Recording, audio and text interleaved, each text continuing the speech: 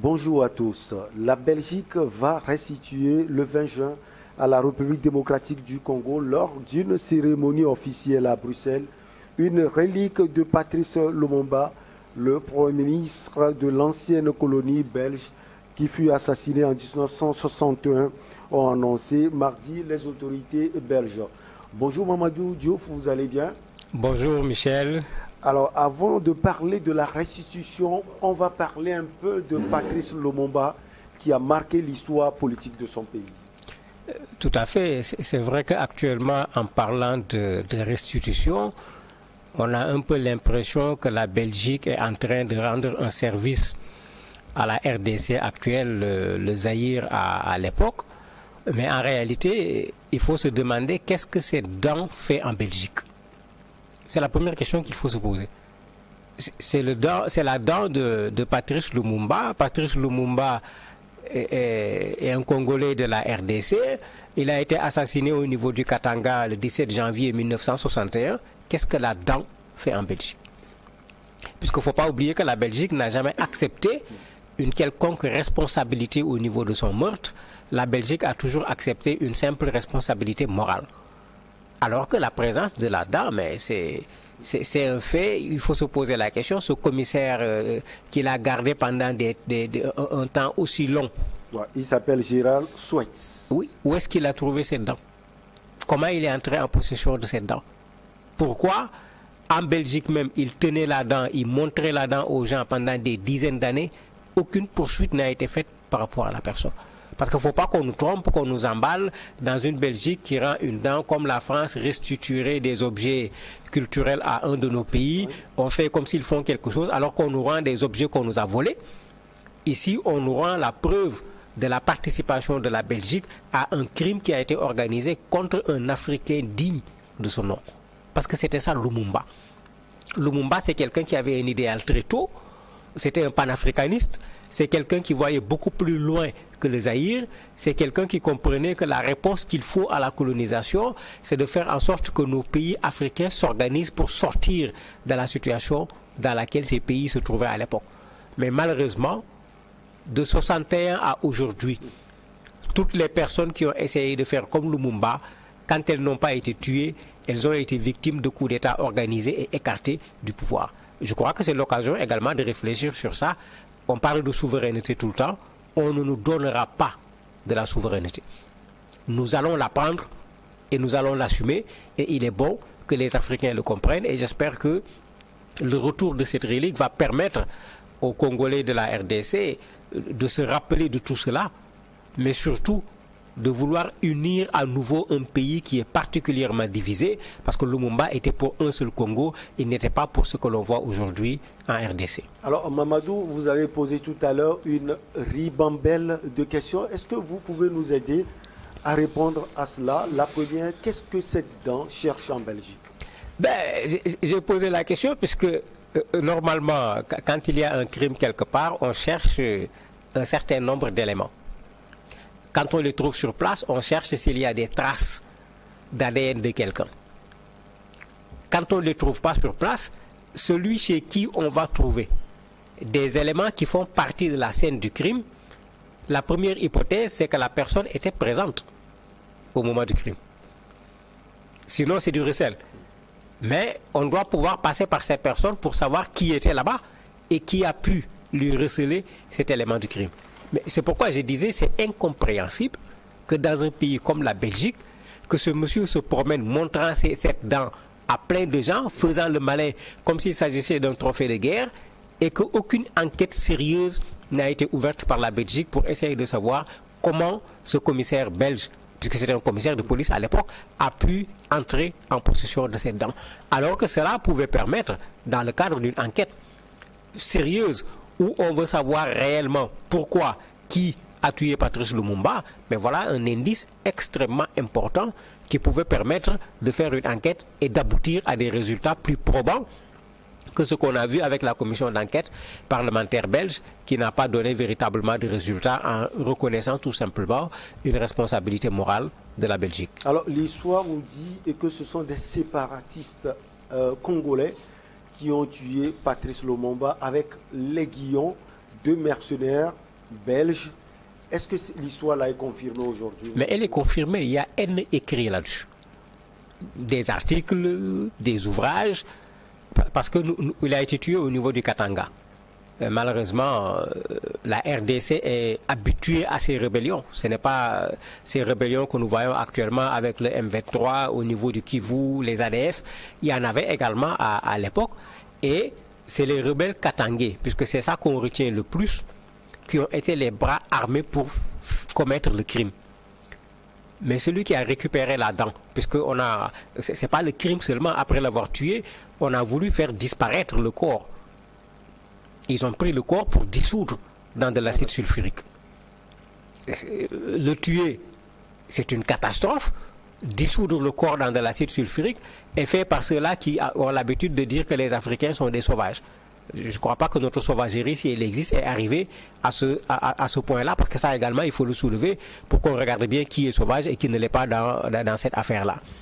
Maintenant, c'est des Congolais de RDC, des Katangais en particulier, qui semblent être les bras qui ont fait cela. Mais pour qui? Au profit de qui? C'est ça l'équation. Et ce commissaire, c'est pourquoi la dent est quelque chose d'extrêmement intéressant ici. Comment il a pu récupérer cette dent? Et finalement, faire quitter la dent du Katanga pour l'amener en Belgique.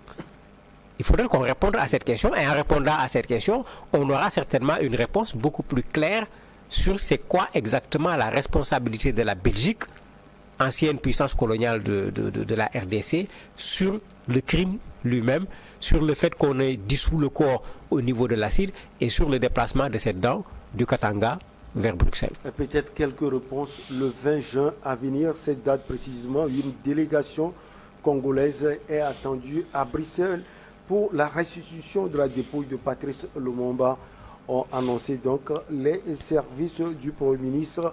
Alors, Mamadou, qu'est-ce que cela peut symboliser, j'allais dire, pour la République démocratique du Congo aujourd'hui? Mais ça peut symboliser beaucoup de choses. Vous voyez comment, quand on tue un ressortissant d'un pays occidental, comment les gens vont jusqu'au bout pour savoir qui est responsable du crime et comment ils vont jusqu'au bout pour faire sanctionner les responsables du crime.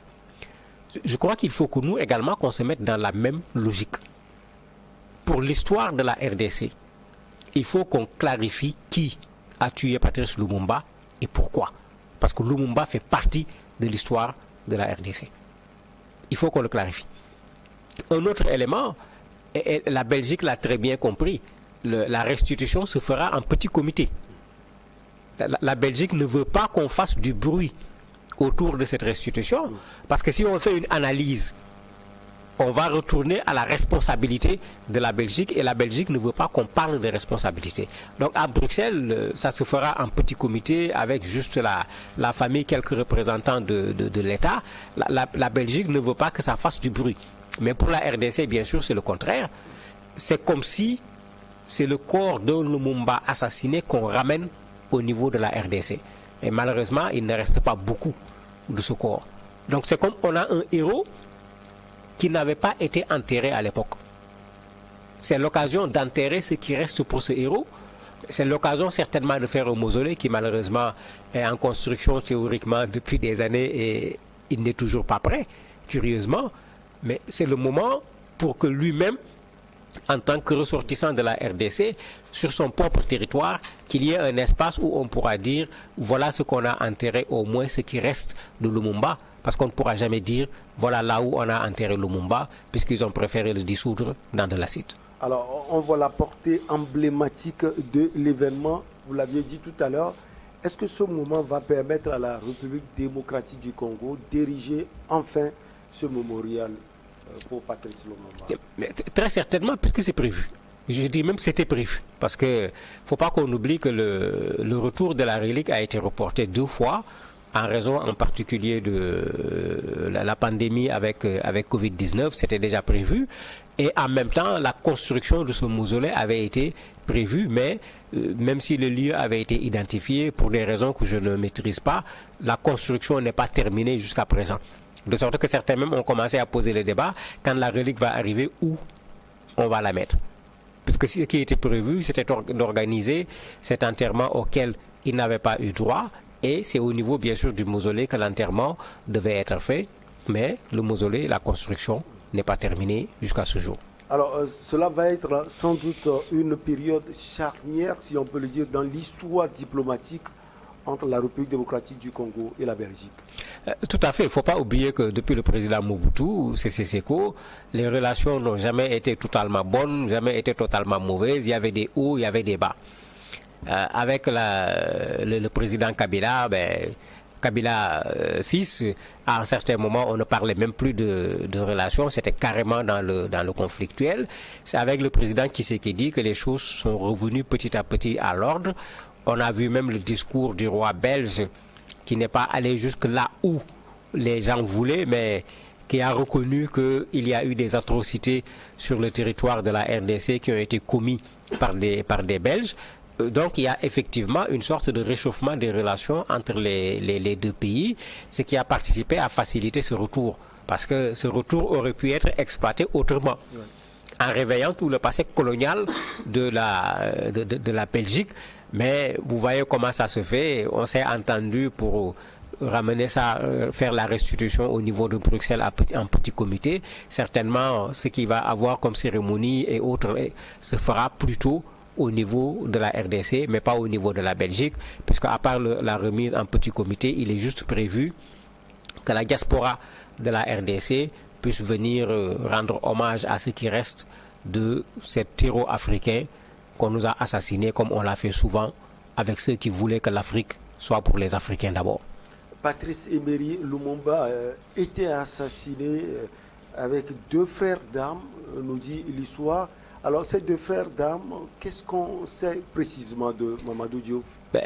Malheureusement, à chaque fois qu'on meurt à côté d'un grand homme, c'est comme ceux qui sont décédés à côté de Thomas Sankara, c'est comme le chauffeur de Norbert Zongo, etc. Malheureusement, quand on meurt à côté d'un grand homme, nous ne faisons pas suffisamment attention pour se rendre compte que c'est plusieurs familles qui sont éplorées.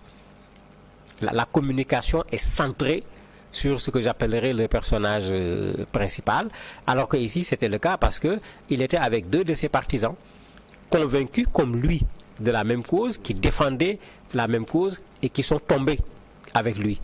Mais malheureusement, eux, on n'en parle pas trop, parce que généralement quand il y a un combat contre une idéologie, il y a cette méthode qui consiste à vouloir couper la tête pour désorganiser la chose ou l'empêcher de pouvoir continuer, et ce qui a été recherché avec Lumumba, de sorte que ces deux compagnons malheureux, on en parle malheureusement pas beaucoup. Alors, au niveau africain, pour terminer, quel est l'engouement, Mamadou Diouf, de cette restitution? Malheureusement, l'engouement n'est pas ce que ça devait être. Parce que vous voyez comment les Européens savent récupérer un certain nombre d'événements pour grandir à travers l'événement. Malheureusement, nous ne le faisons pas.